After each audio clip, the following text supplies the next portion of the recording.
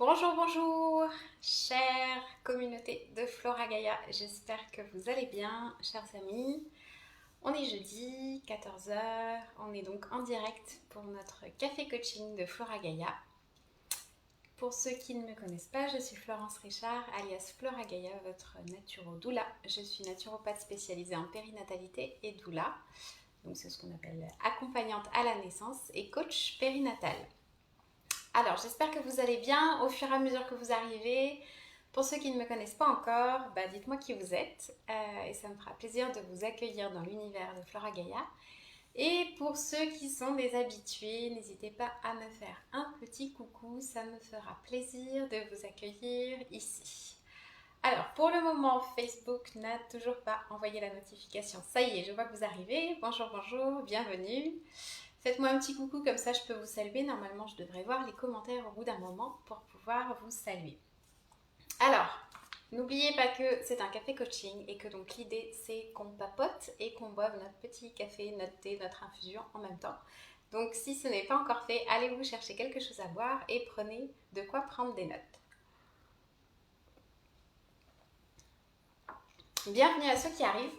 Alors je sais que le thème d'aujourd'hui c'est un thème qui intéresse beaucoup de mamans en fin de grossesse, sur comment est-ce qu'on peut faciliter un déclenchement de manière naturelle. Alors, qu'est-ce qu'on appelle un déclenchement? C'est en gros déclencher l'accouchement.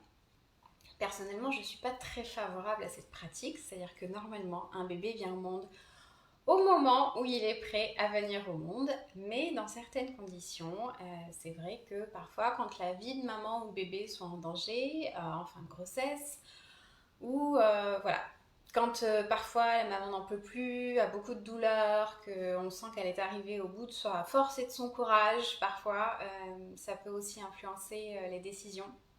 Alors l'idée c'est de voir comment est-ce qu'on peut inviter bébé à venir au monde le plus tôt possible pour que les choses se fassent dans les meilleures conditions.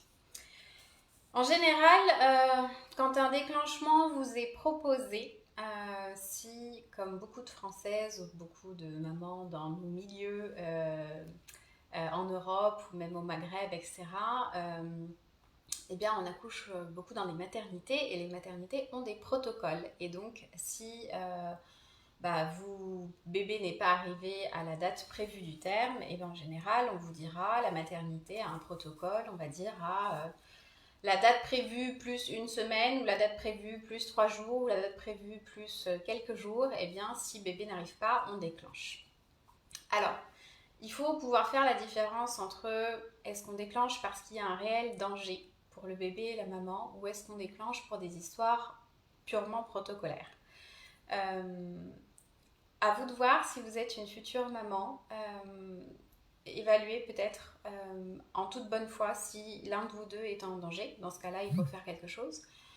Si vous n'êtes pas en danger, si c'est juste une histoire de protocole, peut-être discuter avec l'équipe de la maternité, vérifier peut-être chaque jour, chaque 2 jours que tout va bien et laisser bébé tranquillement finir sa gestation s'il va rester un peu plus longtemps. Et puis il faut dire que parfois aussi, on se trompe un peu sur la date de procréation et que donc on se trompe un peu sur quand est-ce que bébé est supposé arriver au monde. Et puis chaque bébé est différent, il y en a qui arrivent plus tôt, d'autres plus tard. On peut aussi respecter ça du moment que les bébés ne sont pas en danger et les mamans non plus. Si c'est une histoire de protocole, je vous invite vraiment à discuter avec la maternité, discuter avec l'équipe soignante. J'ai même des mamans qui... L'équipe soignante n'étant pas très favorable à retarder le déclenchement, ont changé de gynéco à la dernière seconde. Et un autre gynéco a été d'accord pour laisser 3-4 jours de plus, si tout allait bien. Donc, je vous encourage pas forcément à faire faux bond à votre équipe au dernier moment, mais en tout cas, voilà, c'est quelque chose que vous pouvez discuter tant que vous n'êtes pas en danger ni les uns ni les autres, ni bébé ni vous. Peut-être qu'il faut remettre en question le déclenchement si c'est juste pour une histoire de protocole, évidemment. Parce que quand on fait un déclenchement en médecine allopathique, en général, on va vous le faire soit avec des tampons de prostaglandine, soit avec de l'ocytocine en perfusion, soit, dans le meilleur des cas, avec une rupture des membranes. Et quand on passe à un déclenchement chimique, ça perturbe toute la chimie et hormones dans le corps et donc après c'est un peu difficile de faire un accouchement serein et dans les meilleures conditions quand on a commencé par de la chimie. Quand on n'a pas le choix, on le fait, mais quand on peut l'éviter, c'est mieux de l'éviter évidemment. Alors ce qu'on va voir ici, c'est comment est-ce qu'une fois que vous avez exploré, est-ce que c'est nécessaire ou pas, comment est-ce que vous pouvez faire peut-être de manière naturelle avant d'aller vers un déclenchement chimique. Ce qui est utile, c'est peut-être de vous y préparer, c'est-à-dire dès que vous êtes rentré dans le 9e mois, en gros dès que bébé est en sécurité terminée, on va dire, vous pouvez commencer à vous préparer à l'accouchement. Et vous préparer à l'accouchement, ça veut dire qu'on ne va pas le faire à la dernière minute, mais ça veut dire que voilà, dans les dernières semaines avant la date du terme, on va pouvoir déjà se préparer. Et quand on fait ça, ça veut dire que normalement, on n'aura pas besoin de déclencher quoi que ce soit. Si on a besoin de déclencher en urgence, on pourra encore faire des choses, mais dans la majorité des cas, il sera préférable de pouvoir anticiper de façon à ne pas faire les choses dans l'urgence. Alors, une chose qu'on doit comprendre aussi, c'est comment fonctionne la physiologie de l'accouchement. On est bien d'accord que ce qui fait lancer un accouchement, ce qui fait contracter l'utérus, c'est l'hormone de l'ocytocine. Et l'hormone de l'ocytocine, c'est l'hormone du plaisir, de l'amour, de l'attachement, etc. Ce qui va bloquer un accouchement, soit au démarrage, soit qui va le bloquer pendant l'accouchement ou le ralentir, etc., c'est le stress et la peur. C'est l'adrénaline. Donc, on va essayer de favoriser pendant le dernier mois et pendant les derniers jours avant la naissance un maximum d'ocytocine. L'idée, c'est que vous soyez pleine d'ocytocine pour favoriser la naissance, que ça se passe dans les meilleures conditions et qu'on n'ait pas besoin de déclencher parce que ça se déclenche tout seul. Ça veut dire quoi? Ça veut dire vous faire plaisir un maximum, vous sentir aimé un maximum, vous sentir choyé un maximum et être le moins possible stressé, angoissé et dans des peurs. Donc tout ça, ça se travaille. Évidemment, ça peut se travailler avec votre entourage, vous pouvez le travailler avec votre doula aussi, on peut le travailler avec des plantes pour vous apaiser et l'idée, c'est que vous puissiez vous mettre dans des conditions qui sont favorables à un bel accouchement les semaines qui précèdent la naissance. Donc ça, c'est important de comprendre comment ça fonctionne et comment vous pouvez vous mettre dans des bonnes conditions. Maintenant, qu'est-ce qu'on peut faire en médecine naturelle, on va dire, pour favoriser un déclenchement? Il y a plein de choses qu'on peut faire. Je vous conseillerais peut-être d'aller voir votre acupuncteur qui va pouvoir travailler justement pour lancer le processus, commencer à favoriser. Parfois, on va voir les acupuncteurs pour retourner les bébés, mais même si bébé a la tête en bas, on peut aller voir l'acupuncteur pour commencer à lancer les processus, ramollir les tissus, commencer à faire en sorte que les choses se lancent. Un acupuncteur sera utile. Vous pouvez aussi aller voir votre ostéopathe qui, pendant la grossesse, 1 ou 2 fois sera aussi utile pour ouvrir les os du bassin et donc commencer à favoriser la naissance et à donner le signal à bébé qu'on se prépare à l'accueillir. Ça, c'est aussi quelque chose qui peut être utile. Donc, l'acupuncteur et l'ostéopathe, je vous les recommande vivement avant la naissance. Ce qui peut être super utile, c'est évidemment de bouger. Plus vous allez rester statique et moins ce bébé va vouloir venir au monde. Donc, l'idée, c'est de bouger positivement, bouger en douceur en fonction de votre état, évidemment. Mais vous pouvez marcher, vous pouvez faire du yoga, il y a des postures qui vont favoriser l'ouverture du bassin, inviter bébé à venir. Les postures de yoga vont être utiles. Ce qui va être super utile aussi, c'est la danse. Alors la danse prénatale et pour accoucher. Moi, je fais des cours de danse pour accoucher, donc c'est vraiment à faire juste avant la naissance et pendant le travail pour aider bébé à venir au monde. Et en général, quand on commence à danser, dans les quelques jours qui suivent, l'accouchement se déclenche parce que on bouge, on fait de l'effort physique, on ouvre le bassin, etc. Donc ça, c'est une super méthode aussi pour aider un accouchement à se lancer. Ça va être utile. Ce qui va être utile aussi, simplement de continuer vos activités sportives, monter les escaliers, descendre les escaliers, marcher beaucoup. Ce qui marche aussi, c'est de faire de la voiture sur des routes toutes pourries. Moi, je l'ai fait aussi, ça marche assez bien. Donc tout ça, toutes les secousses, tout ce qui va un peu secouer, quoi, voilà, ça va inviter bébé à descendre. Donc ça marche aussi, c'est pas de la naturopathie, les routes pourries en voiture, mais ça marche aussi assez bien. Donc disons-le, ça peut favoriser. On va pouvoir travailler en appelant bébé, si je puis dire. Donc tout ce qui va être visualisation, sophrologie, hypnose. Donc se visualiser en train d'accoucher, se visualiser en train d'accueillir bébé, c'est quelque part lui envoyer le message qu'on est prêt à l'accueillir. Donc toutes ces méthodes-là, de visualisation, de sophrologie, d'hypnose, etc., vont être très favorables au déclenchement de l'accouchement. Alors évidemment, on n'est pas dans l'urgence, hein, mais voilà, faire ce travail dans les semaines qui précèdent la naissance pourra être utile justement pour pas qu'on ait besoin d'un déclenchement en urgence. Ça peut être très bien.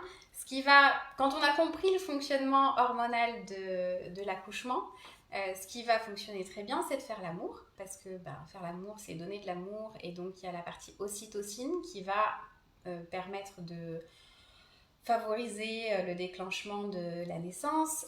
Évidemment, si on a un orgasme, en plus, il y a les contractions de l'utérus, et puis c'est une décharge d'ocytocine, donc ça va aussi favoriser le déclenchement de l'accouchement. Et ce qui est super aussi, c'est quand on fait l'amour avec un partenaire masculin, et dans le sperme, il y a des prostaglandines qui vont faire maturer le col de l'utérus. Donc voilà, les dernières semaines avant l'accouchement, même si vous vous sentez un peu grosse, c'est pas très sexy, ça arrive à beaucoup d'entre nous, n'hésitez pas à faire beaucoup l'amour parce que ça va favoriser une belle naissance pour vous et pour votre bébé. Donc ça marche assez bien aussi, disons-le. Si vous avez des questions, pendant que je parle, n'hésitez pas à m'envoyer des petits commentaires. Je serai ravie de pouvoir répondre à vos questions en même temps que je fais le live. Alors, qu'est-ce qui va fonctionner aussi? Ce qui va fonctionner après, purement en naturopathie, ça va être évidemment les plantes et les dilutions de plantes qu'on va utiliser en homéopathie. Donc, il y a un certain nombre de plantes qu'on peut trouver soit en teinture mère, mais dans nos pays ici, c'est difficile. Il y en a qu'on trouve plus de l'autre côté de l'Atlantique. Mais on peut les trouver en dilution homéopathique. Donc, en général, on travaille avec les deux actées. Donc, Actaea racemosa et Colophyllum, que vous trouverez en homéopathie. Et on va travailler aussi au niveau du lâcher prise et du lâcher la peur et lâcher l'anxiété avec par exemple pulsatilla ou gelsemium, etc. Donc on va travailler avec un certain nombre de souches homéopathiques pour travailler sur l'utérus, sur les contractions de l'utérus et sur le mental. Il y a des souches qu'on peut combiner. Et il y a des souches qui existent déjà, enfin il y a des préparations toutes faites, notamment Velleda fait un complexe C171 qui est déjà fait en préparation de l'accouchement que vous pouvez prendre dès la rentrée dans le 9e mois et qui va vraiment préparer l'utérus et favoriser une naissance paisible en travaillant aussi sur les émotions. Donc ça peut être intéressant aussi. Si on est dans l'urgence, s'il reste que quelques jours, avec des dilutions des deux actées, on peut aussi lancer un accouchement. Mais bon, ça c'est plus avec un naturopathe sous la main qu'il faut le faire, ou avec votre sage-femme ou votre doula si elles sont formées à ce genre de truc. Mais ne le faites pas forcément toute seule parce que ça dépend aussi de qui vous êtes, de votre grossesse, etc. Mais sachez qu'avec des plantes, essayez avec l'homéopathie en anticipant un peu, mais s'il y a besoin, on peut accélérer les choses avec les teintures mères au dernier moment. On va pouvoir aussi favoriser les choses avec les fleurs de Bach. Donc pour ceux qui ne connaissent pas les fleurs de Bach, c'est des essences de fleurs, on va dire. Et là, on va travailler surtout au niveau émotionnel. Donc au niveau peut-être du lâcher prise, au niveau d'accueillir bébé, au niveau de lâcher la peur, etc. Parce que comme je vous le disais, tout ce qui va du côté de la peur et du stress bloque l'accouchement. Tout ce qui va du côté du plaisir, de la joie, de l'amour, de l'attachement, va pouvoir déclencher ou favoriser l'accouchement. Donc l'idée, c'est peut-être de travailler au niveau émotionnel avec des fleurs de Bach pour justement vous mettre dans des prédispositions qui vont favoriser la naissance. Donc ça, c'est super important aussi, ça peut aider. On va travailler aussi avec des huiles essentielles. Donc attention aux huiles essentielles parce que ça peut être très dangereux si on les utilise mal, surtout pendant la grossesse.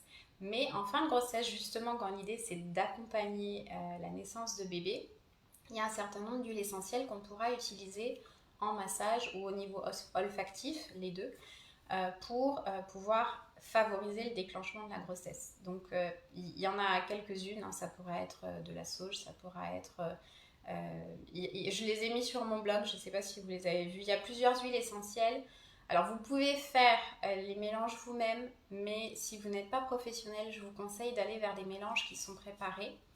Je pense que Néobulle en faisait, je fais pas de pub, mais je pense qu'il y a un ou deux laboratoires qui font des huiles essentielles pour l'accouchement que vous pouvez acheter, c'est déjà mélangé et donc l'idée c'est peut-être de favoriser les choses pour le coparent qui est là, votre partenaire pendant l'accouchement, qui n'aura plus qu'à vous masser et utiliser les huiles. Et vous pouvez du coup commencer à les utiliser quelques jours avant la date prévue du terme. Si vous ne sentez pas que bébé est très motivé, peut-être commencer avec les huiles essentielles un petit peu avant, voilà, pour inviter bébé à venir et commencer à stimuler l'utérus. Ça peut marcher. On pourra prendre les huiles essentielles péros, c'est-à-dire par la bouche, mais là encore, attention, seulement avec quelqu'un qui est formé et qui pourra vous accompagner à faire ça juste avant la naissance ou pendant la naissance.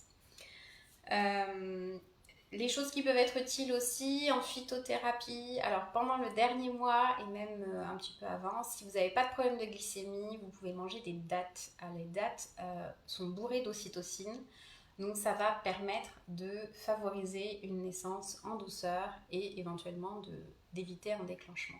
Donc vous pouvez manger des dattes, en général on dit, ça dépend de la taille des dattes, hein, mais ça va entre 3 et 6 chaque jour. Encore une fois, attention à votre glycémie, si vous avez des problèmes de diabète gestationnel, etc. Pas de dattes évidemment, parce que c'est très sucré. Mais si vous n'avez pas de problème, vous pouvez manger des dattes le dernier mois et ça va vous aider. On va pouvoir aussi travailler avec de l'huile d'onagre qu'on pourra prendre en gélule ou en massage du périnée par exemple. Dans l'huile d'onagre, il y a des précurseurs de prostaglandine, donc ça va permettre de faire maturer le col. Mais là encore, attention à l'onagre parce que en fonction de votre profil, il y a des personnes qui ne devront pas prendre de l'onagre. Donc consultez quelqu'un qui est spécialisé avant de vous lancer avec de l'huile d'onagre, de façon à ne pas faire de bêtises. Et puis on pourra évidemment travailler avec les tisanes. Alors ça tout le monde le sait, mais ça marche aussi très bien. Le dernier mois, je vous conseille vivement de vous faire des tisanes avec par exemple la feuille de framboisier, avec de l'ortie, avec un certain nombre de plantes qui vont venir à la fois reminéraliser votre corps pour pas que vous soyez en déficit pendant le postpartum, et aussi pendant l'accouchement, parce que pendant l'accouchement, votre corps va pomper beaucoup de magnésium et de calcium à cause des contractions de l'utérus. Hein. C'est un muscle, ça contracte, mais pour contracter, il faut du magnésium et du calcium. Et donc, vous risquez de vous retrouver avec des crampes et beaucoup de fatigue si vous êtes déminéralisé. Donc, le fait de prendre de l'ortie en tisane pendant plusieurs mois avant, l'ortie, vraiment, je vous le conseille vraiment avant, pendant la deuxième partie de votre grossesse complètement, ça va être très utile. Mais vous pouvez rajouter le framboisier à la fin. Et les tisanes vont être utiles aussi pour justement aider à faire maturer l'utérus, faire en sorte qu'il soit bien contractile. Et on peut rajouter des plantes aussi, ou même en homéopathie, si vous avez peur que ce soit trop contractile et que ça fasse mal, on peut, avec des plantes de l'homéopathie, etc., vous aider à mieux gérer la douleur. Donc tout ça, ça va être utile. On n'est pas forcément dans l'urgence. Quand je vous dis ça, c'est pour éviter l'urgence. C'est vraiment le dernier mois. Maintenant, si vous êtes dans l'urgence, on peut travailler avec les teintures mères, on peut accélérer les dosages d'homéopathie. Vous pouvez danser, monter les marches. Moi, je vais juste vous partager mon expérience, même si aujourd'hui, en tant que doula et de naturopathe, je trouve que c'est pas forcément glorieux, mais, mais à l'époque, j'étais ni naturopathe ni doula quand j'étais enceinte jusqu'aux yeux. Et il n'y avait pas d'urgence à faire sortir bébé. Mais honnêtement, j'en pouvais plus. Il me restait, je pense, 2 semaines ou 3 semaines avant la date du terme. Je savais qu'elle était en sécurité, je savais qu'elle était finie. Et j'avais vraiment envie qu'elle arrive parce que j'en pouvais plus. Donc voilà, qu'est-ce que j'ai fait? J'ai marché beaucoup et à un rythme assez intense. J'ai monté les escaliers, j'ai fait de la voiture sur des routes pourries, j'ai pris mes tisanes, j'ai pris mon homéopathie. Voilà, j'ai fait plein de trucs comme ça, juste un jour. Et elle est arrivée, ça s'est déclenché la nuit et elle est arrivée le lendemain. Donc voilà, je vous dis pas, peut-être que Peut-être qu'elle serait arrivée quand même, mais je pense que je l'ai un petit peu invitée rapidement, on va dire. Voilà, avec toutes ces méthodes-là, normalement, vous n'avez pas besoin de faire un déclenchement en urgence. Encore une fois,